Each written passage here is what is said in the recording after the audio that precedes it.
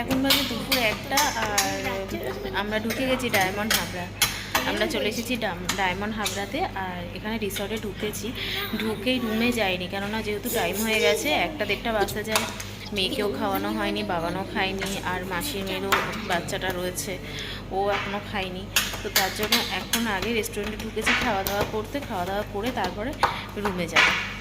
তো চলো তোমরা ভিডিওটা দেখতে থাকো, আর আমরা কী কী অর্ডার করি সেটাও দেখতে থাকো, আর বার্থডে বয়ের জন্য আজকে কী থাকছে সেটাও দেখো তোমরা।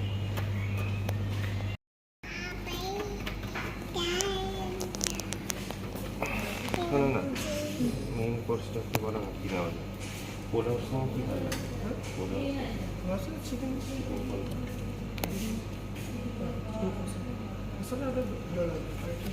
কারি দিয়ে, আর চিংড়ি কী হবে? চিকেন কোন প্রন কারি, প্রন মশলা, প্রন মশলা দাও একটা চিকেন কারি দাও, একটা পোলাও।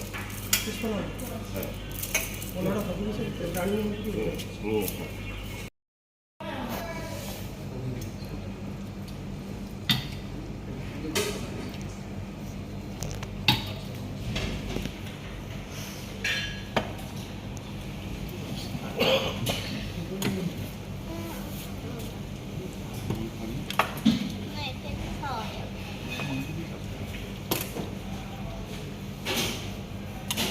কি দিলে?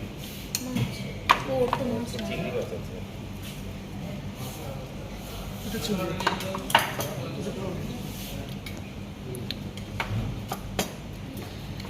দই টই কিছু আছে? মিষ্টি দই, মিষ্টি প্লেন কারো মিষ্টি হবে কিছু? গোলাপ জামুন দিলাম। মিষ্টি তো গোলাপ জামুন হবে। টক দই না, মিষ্টি দই কিছু নেই? পায়েস টায়েস কিছু নেই? গোলাপ জামুন দিলাম দুটো। গোলাপ জামুন রসগোল্লা হবে, রসগোল্লা দিচ্ছি। নি সার্ভ করো, রাইস মানে কাটবে না। রাইসটা লাগবে না, পোলাও বেশি আছে। গুছিয়ে দিই। পোলাও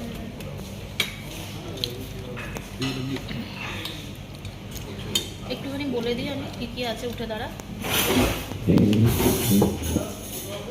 এখানে আছে দেখো ডাল, আর এখানে আছে চিকেন কারি, আর এটা হচ্ছে পাবদা কারি, এই দুটো। আর বাবানের জন্য এখানে হচ্ছে চিকেন কারি, এটা হচ্ছে প্রন, আর এটা হচ্ছে পোলাও, ভেজ পোলাও। রসগোল্লা হয়ে যাবে। এক পোর্শন আমাদের দু পিস। হ্যাঁ দুটো। যা হোক, কি হলো?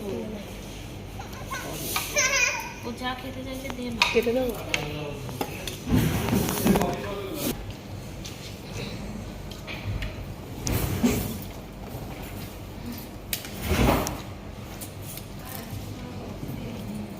পেছনে ছুটে বসো। লেবুর দাম বেশি এখন দিতেছে। বাবান সারা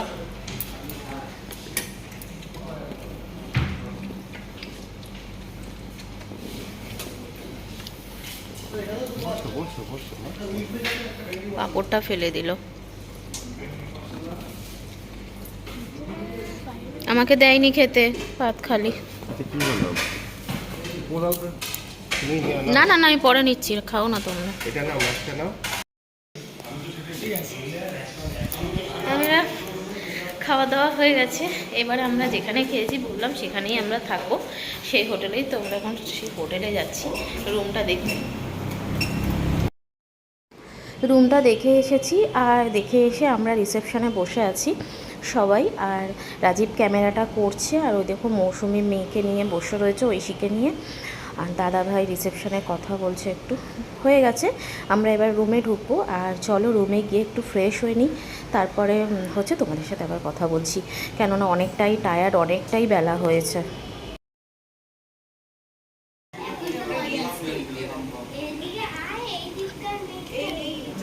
একটু দেখো ওয়েদারটা, এখন বাজে প্রায় 5:30। ঢুকে গেছি আমরা হোটেলে 4টের সময়।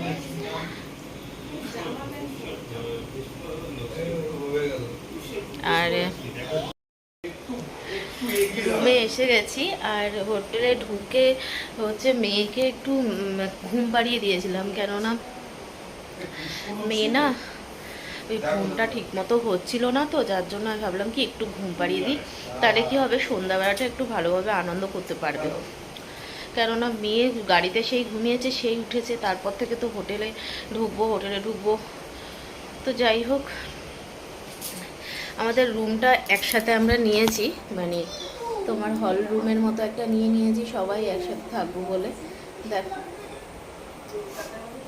6 বেডের রুম নিয়েছি। হ্যাঁ হ্যালো দাদা, হ্যাঁ শুনতে পাচ্ছেন?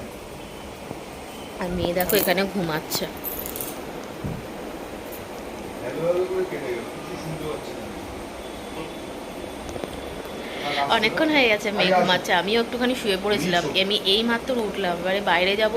বাবান আর মাসির মেয়ের ওই বাচ্চাটা গেছিলো সুইমিং পুলে, ওরাও এই মাত্র আসলো সুইমিং পুল থেকে, অনেকক্ষণ গেছে ওরা সুইমিং পুলে, এই এখন আসলো। আর আমি বাইরে এখন বেরাবো, আর দেখছি এই রকম ওয়েদার, কালো হয়ে গেছে পুরো।